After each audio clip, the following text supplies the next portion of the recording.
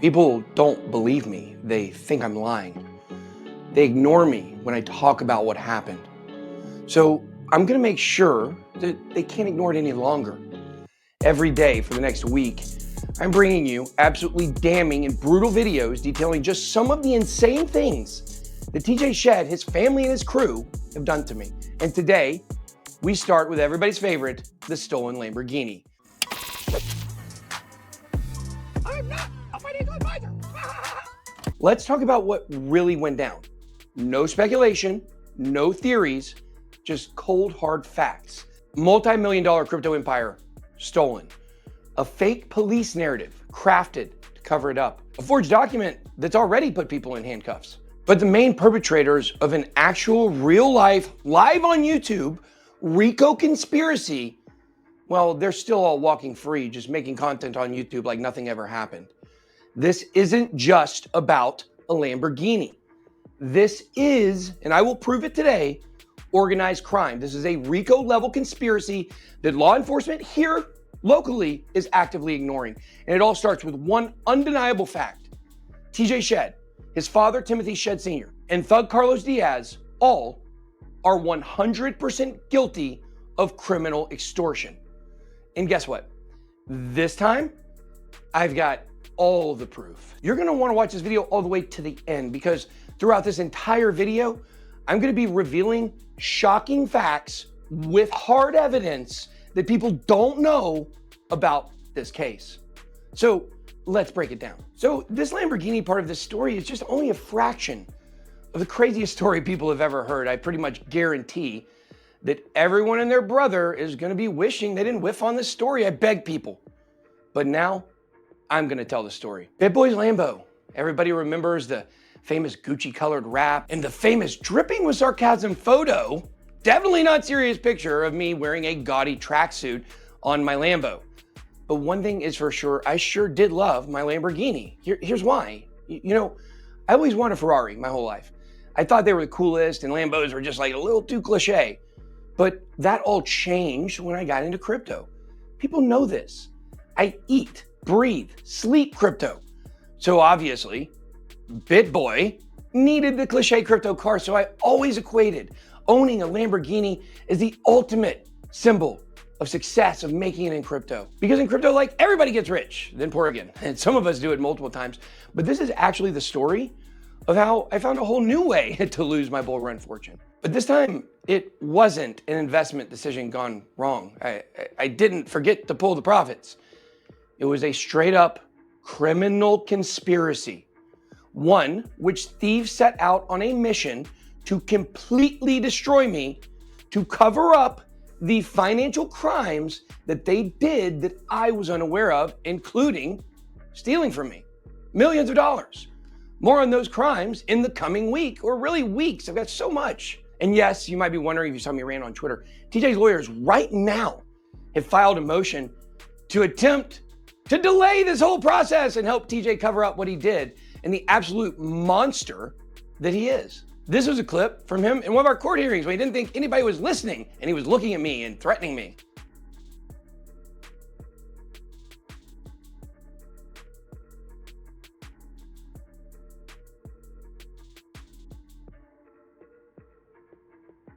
So let's break down why TJ, Tim Shed, and Carlos are actually real bona fide con artists and hardened criminals. So I was illegally ousted in an illegal coup to cover up millions of dollars of theft, shotgunned out by TJ Shed to crypto wallets years before.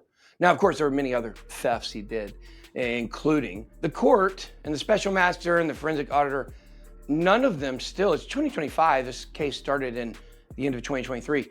Nobody knows where the stake money went. It was $6 million that went into the company during 2023, where we had the $1 million per month stake contract. And the people that were supposed to be keeping up with the books, the CFO, Chief Financial Officer, Timothy Shed, TJ Shed's dad, it's been a year and a half and nobody knows where the stake money went. It's crazy, isn't it? So at the end of August, I'm fired from my company and the company forces me to make an apology video for my behavior, where I'm pressured by Justin Williams and Carlos Diaz to reverse bad things and true things that I said about their investment scam Vumio, which at the time I thought was legit. We were building something. I thought they had all the money that was invested into it. But a man asked a question that changed everything. More on their investment scam, their Ponzi scheme that they did, where they stole millions of dollars from investors, including producer Mike Will Made It and his father, Big Mike. And then, of course, that's a different scam a little later this week. Okay, so in this famous apology video, I reluctantly apologize and try my best to play nice because I want my company back. They tell me that if I do this, if I make this video, I can come back into the company and make up. September 1st, 2023, the next day, I was forced, yes, forced, sign over my Lamborghini to one Carlos Diaz. He is a self-proclaimed member of the Black Mafia. Now, why did I do this? Well, first he came to me with a fabricated story, and later on, he would pressure me under death threat. He relayed this to me on the phone and in text messages that there were lawsuits in the building. He needed money to settle them, and he told me he'd take care of it by selling my Lambo, my personal Lamborghini, my personal vehicle. A little bit later, though, he says he's gonna keep some of the money and give some of the money to Cassie, who turns it down, and send me some cash after the sale. Nothing was ever sent. Like, yeah, it would have been nice at the time if I would have gotten at least $50,000 for my $500,000 vehicle. And of course, you know, another part of this story is the fake relapse they accused me of. You can't find anything from this. It's amazing.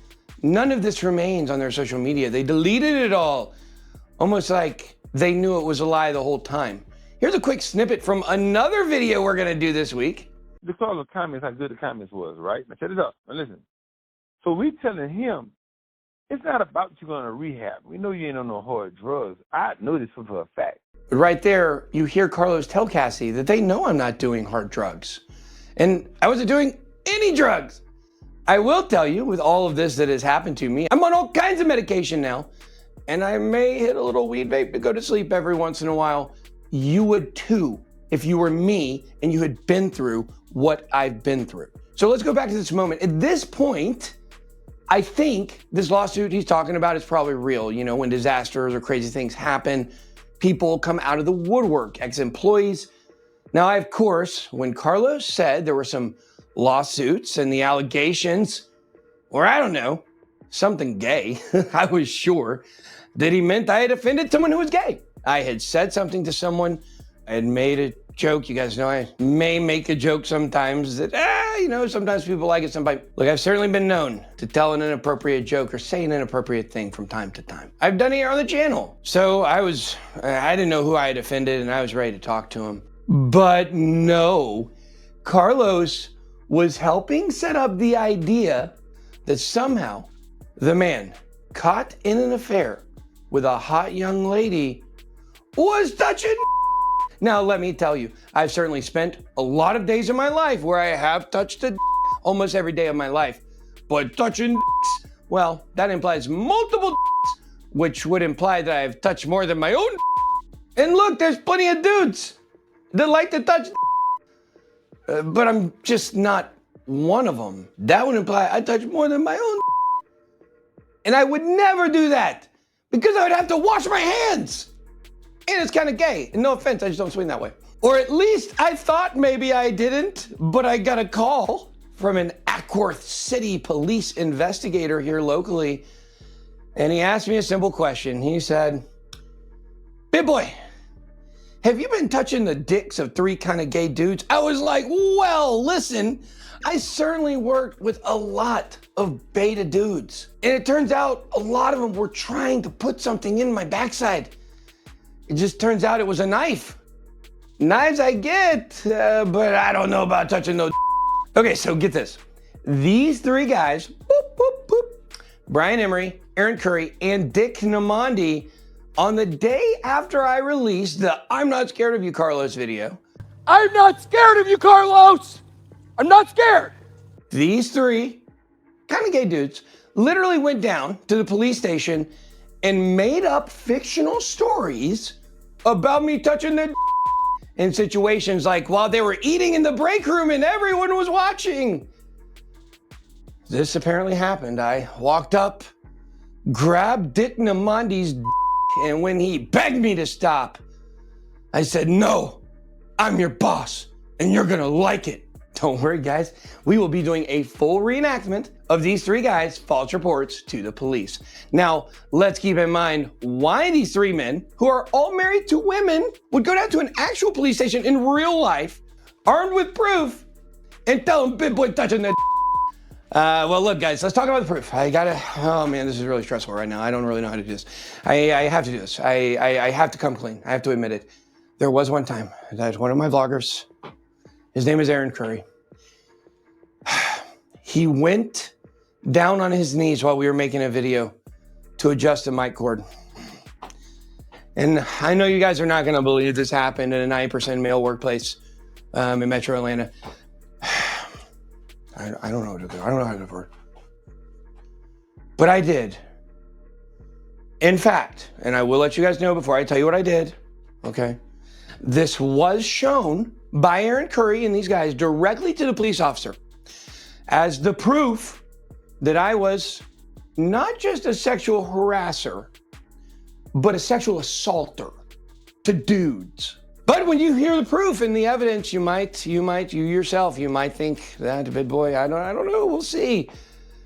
Guys, I'm just gonna be real with you. I did actually put my hand on the back of Aaron Curry's head when he went down to adjust the mic cord.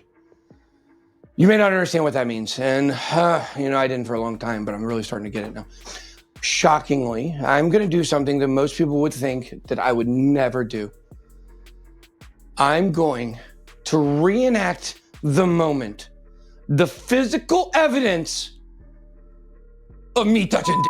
As you guys can see, it was pretty serious. Cassie went down to the police station and did what these guys couldn't do and straightened it out.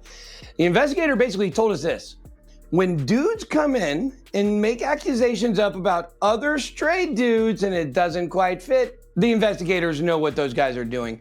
And nothing, of course, ever came out of this thing again. Not another word or peep from that side. And of course, the police immediately just stopped investigating it because it was retarded. This has been hard. It's obviously worn on my mental health. There are not a lot of things in this story that I take joy in. But man, knowing that Brian, Aaron, and Dick Namandi will eventually be famously known as the three dudes who lied about Bitboy touching their dicks in order to cover up the financial crimes of their boss, TJ Shed. More on this fun part of the story later this week. But back to the story. I know there's so much. So here Carlos is texting me after calling and explaining these supposed lawsuits that cost $400,000 to settle and go away. You can see in these texts here that I'm trying everything to avoid what he's saying because, why? Well, because I'm thinking I've got to get a hold of TJ. As soon as he will answer, I can set things straight. Carlos, now I know, is a gigantic pussy. He's a member of the Black Mafia, according to him. I think that's made up too. But all the stuff that I said that sounded insane on the crazy live stream at his house were all true. So when this gangster opted to call the cops instead of handle it like a gangster, he lost all street cred to me. People love to point out how I ran from his door after I hit the Ring doorbell. But the thing is, I was just trying to get off his property and live stream. I was begging him to come into my higher ground. If we were going to get physical, then it wasn't going to be on his door stoop where he could possibly have a gun. Like, come on, you need to know. I was fully prepared to meet whatever level of force he was going to bring. Have you guys not seen me go get in the ring? But lucky for me, Carlos brought that little Dick Namandi energy. But at the time of the extortion, remember this weeks before, I actually think Carlos is capable of killing me. He already threatened me multiple times. Here is the blackmail text he sent to me and my future ex-wife. We're in the middle of a divorce, can't talk about that obviously. But this is exposing my affair with Cassie and threatening us to cooperate or he will take it public. And this is a few days before they did take things public. And yes, Carlos did threaten to kill me to my soon-to-be ex-wife. Here's the police report. And listen, I really want you guys to understand this. I understand that I don't have a receipt for what I'm about to say. Almost every single thing in this video I've got a receipt for. But I do not have a receipt for this one thing. But I do want to tell you, in my office, what Carlos Diaz one-on-one told me one day, after explaining to me that, oh, ain't nobody getting bigger than the brand. This was direct words from him. But this following part was told to me directly by Carlos himself when he was detailing the types of violence he and his people do to people who cross them. I didn't actually at the time even realize he was threatening me. This man, Carlos Diaz, real man Larry Smith, an actual person who's been arrested for kidnapping, which is why he changed his name to Carlos Diaz, which he lied to me and told me that later in life he found out he was actually the son of one of the famous Diaz brothers, the leaders of some Hispanic cartel somewhere. I had no idea. But Diaz isn't even his fucking last name. It's actually Smith. This man, convicted for kidnapping, and I testified to this under oath in a hearing, told me that the CEO of Under Armour stole an idea from Carlos's people. So he told me that what he and his people do in situations like this is they move in next door to their target. And when the man leaves, Carlos and his boys, they go in and rape the wife and daughters of their target, no matter what age they are. He didn't tell me if they actually had to do it in the case of the CEO of Under Armour. Now, is any of that actually a true story from Carlos? And I don't actually believe a word that ever came out of Carlos's mouth, but that is beside the point. Think about it. Wait a second. I wasn't doing what this guy wanted. And I had a wife and a daughter.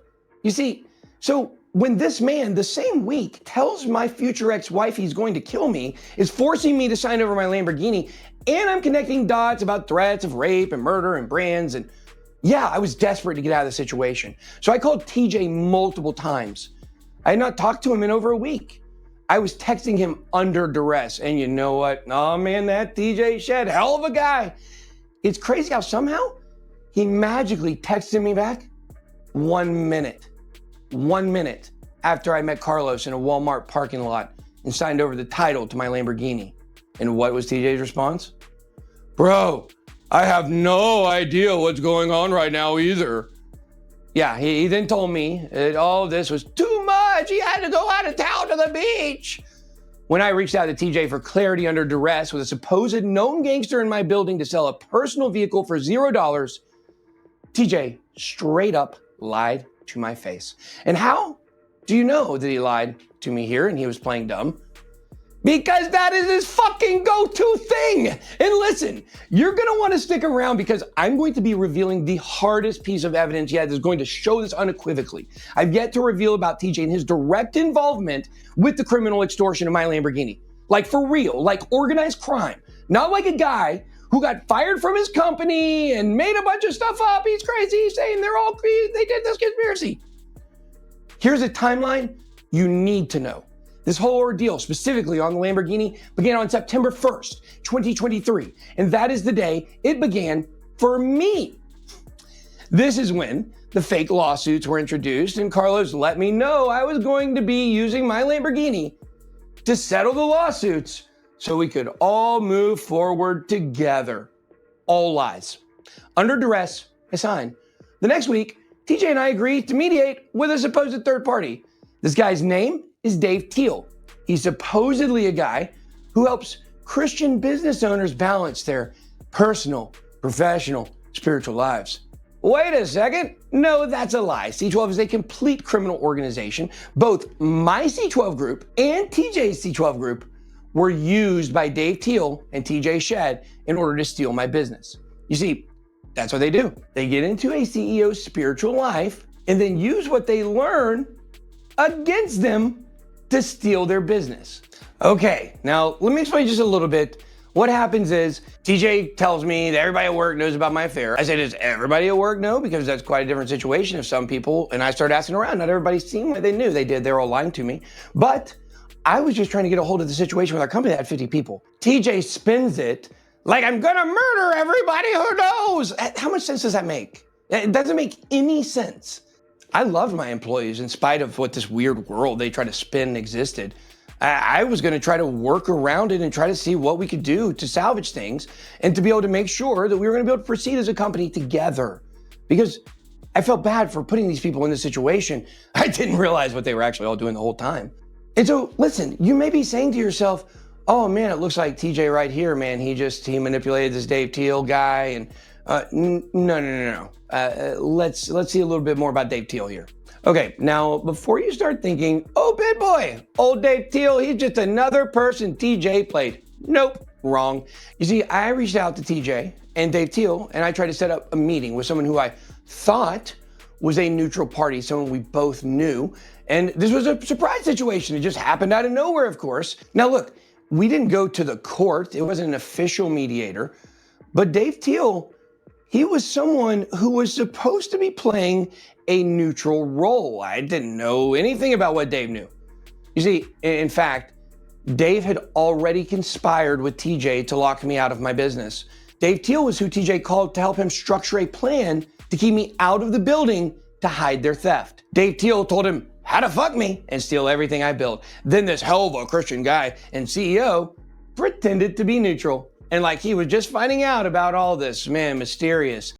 You were lie about anything. I'm saying you were attacking me here, what?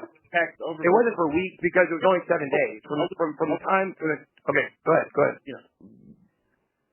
Hey, you made it very, sorry. Go ahead, TJ, and then I want to interject something, but go ahead, TJ. I was just, basically, you made it very clear that there was you and I were not going forward. We were not moving forward. We were done. We were separating. You made that very clear. And you communicated with me, and I didn't, and you knew that I didn't really want that. Right? Okay. And I had no choice. And this has gone way further than anything I ever would have thought. This is way out of my control. This last week or 2 weeks was the most stressful, other than my divorce, that was the most stressful week of my life. I am at my wit's end. Yeah. So Ben, you're maybe hearing that for the first time. So hopefully you can appreciate the counsel given TJ, and indirectly to you and me is the timing of this meeting today is not for today. Now, maybe down the road there's mediation, which I am a believer in because God's word's real clear. So let's go to the part where we talk about the Lambo on the call. Carlos, let's just name it. He threatened to kill me. I don't know if you know that. He absolutely threatened to murder me. He told my wife that he's extorting me. If I did not pay him $3.2 million, he was going to put me under the concrete. And then he said it to my wife. And then he said, when I called him on it, because we have it recorded, he said, no, I meant put you in prison. That's what I'm facing. And I'm not facing prison because I haven't done anything wrong that faces prison. But I'm facing reputationally the fact that everything is being held against me right now. And I don't know I don't know if the problem is between you and me. The problem seems to be a third party that has taken over our building and our business. And if you are siding with that party, then I guess you have to be involved in it. And that's why I wanted to talk away from everybody else, because I don't know what you're operating under. You and I have not gotten to talk. Yeah, and it's just what I'm operating, where I'm at this point, and it's my hands are tied. I don't know where the heck Carlos stands on stuff. I have no idea either. He's all over the place. Yeah. Well, he blackmailed me for the Lamborghini. Yeah, I don't know. And you said you didn't even know about that. No, he told me that you knew about this for sure. Okay, guys, so here we are, September 6th, 2023, and TJ knows nothing about the Lamborghini. Crazy. He said Carlos did it all. It implies maybe he's under duress from Carlos too. Of course, everything he's saying here means Carlos didn't even work for us. He just came up to the office all the time. A guy unconnected to our business forced me to sign over my personal vehicle for $0.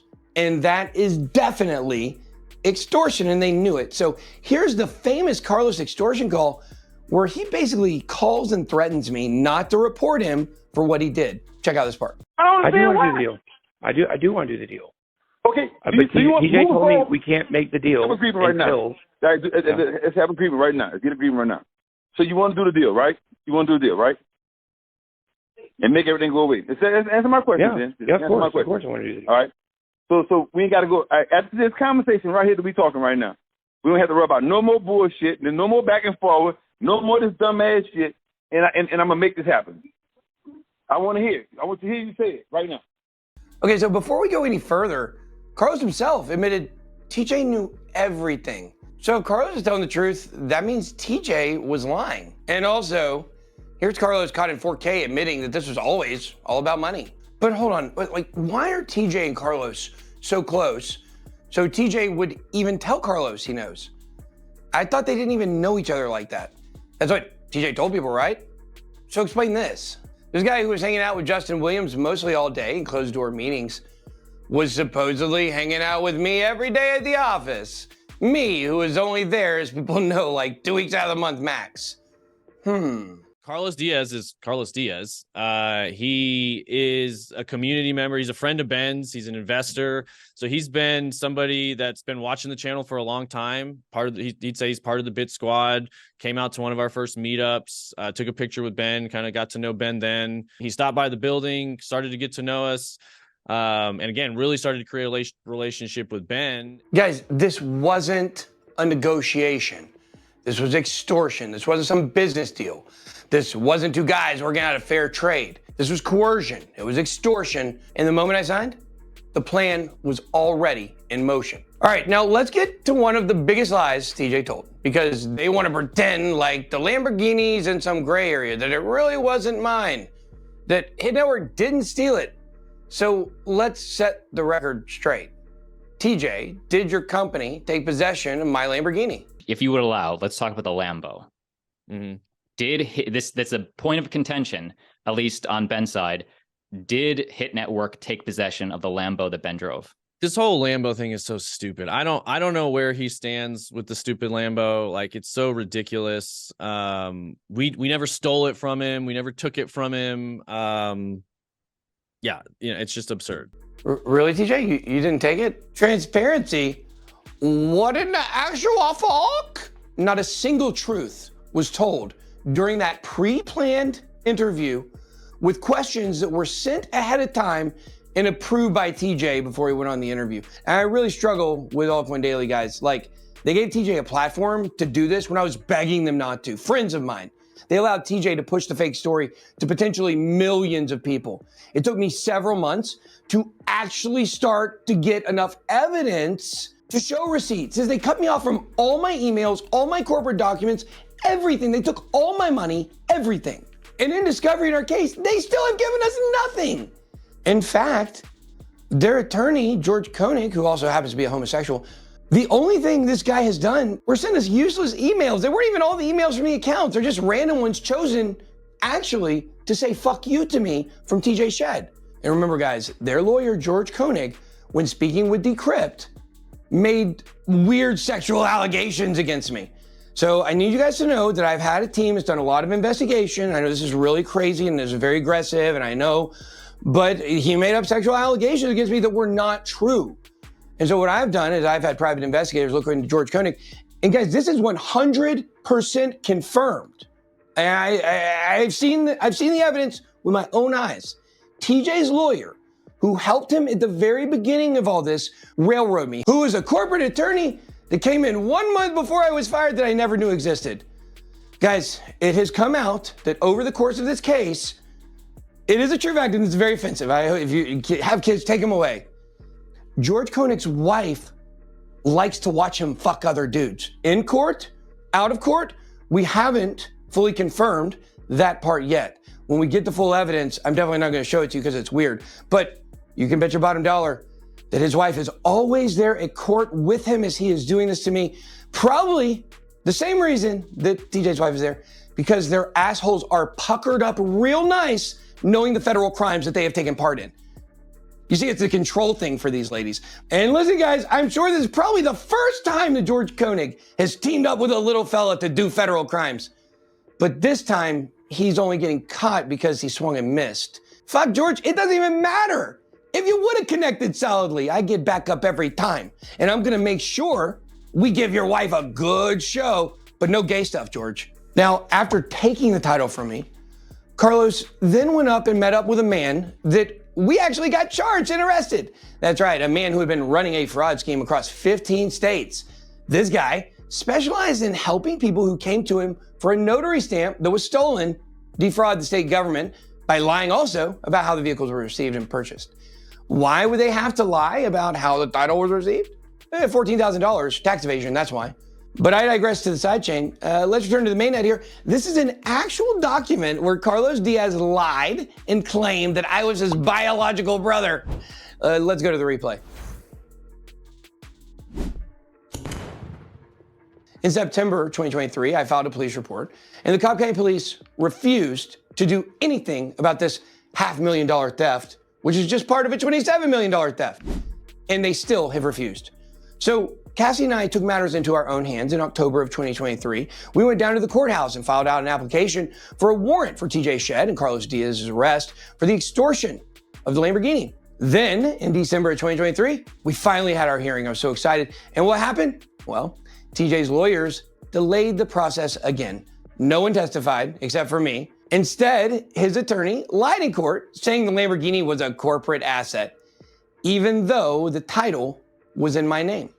Even though the evidence was right there, the corrupt judge ruled she couldn't decide ownership without a clear owner. She said extortion couldn't have occurred. What the? Okay, listen guys, so check this out. So stay with me here. Fast forward to February 2024. After months of delays, lies, and legal manipulation, Tim Shed Sr. finally admitted under oath that the Lamborghini was my personal asset and that he personally gave Carlos Diaz the title. A $500,000 car, gone, with $0 paid to me. Wait a second, wasn't keeping up with the Kardashian superfan, George Koenig, who's had some extremely perverse sexual allegations come up against him, sat there in court with TJ while TJ's criminal lawyer lied directly to the judge, which means George Koenig knew his criminal defense was an absolute outright lie. I don't think you are supposed to do that under the bar, George. George, by the way, I'm coming for you if you haven't figured it out yet. I'll never stop. You have an enemy for life. This wasn't just theft. This was a coordinated conspiracy. And yet, even after this courtroom confession, no one was arrested. They smile at me in court like they know they'll get away with it. They act untouchable. How much more proof is needed before justice is served? I don't know the answer to that question, but I do know we already have enough. We just need people to wake up. The justice is just sitting there getting cold. Maybe that's okay. Now, let's talk about the single most important person in this entire fight, which is Cassie. If it wasn't for her, they would have gotten away with all this. She wasn't just somebody in my life that was in crypto. She also is formerly a paralegal, someone who actually knew how to dig through legal documents, process the evidence, and uncover the deception. Without her, we wouldn't even know close to the full extent of their crimes. She has probably saved us at least $500,000 in legal costs because we've been able to expose this conspiracy without needing an army of lawyers. Because I have Cassie. I've got her name tattooed on my chest because she's the love of my life and my heart. And yes, we did have an affair, and people know. And I'm not here to hide anything. But what matters most is that Cassie is the only reason that we are standing here today fighting this. I may have let people down with some decisions in my personal life, but I'm not a criminal.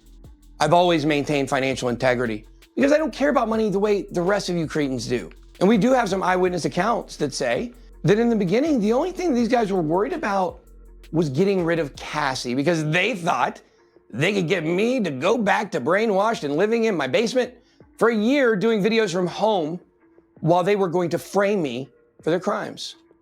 What the CFTC is slowly unraveling. Those crimes? Let's list them.